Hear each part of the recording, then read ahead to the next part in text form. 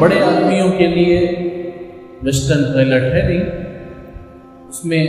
ہمیشہ آپ لوگوں سے درخواست کرتا ہوں بیت الخلاء کو جانے سے پہلے ایک مرتبہ اطراف میں پانی ڈالو، پانی کی تو کمی نہیں،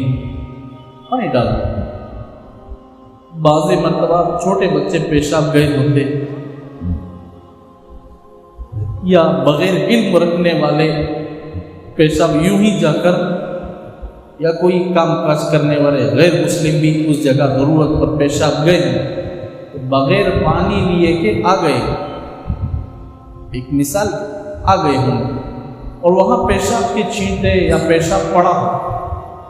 ہمیں جگ اٹھاتے وقت میں ہاتھ سے پھسل گیا، پانی اس میں پڑا، وہاں کا پانی کیا ہوتا ہے؟ ہمارے بدن میں پڑا۔ پانش نہ پڑے اگر تو ہم لوگوں کو معلوم،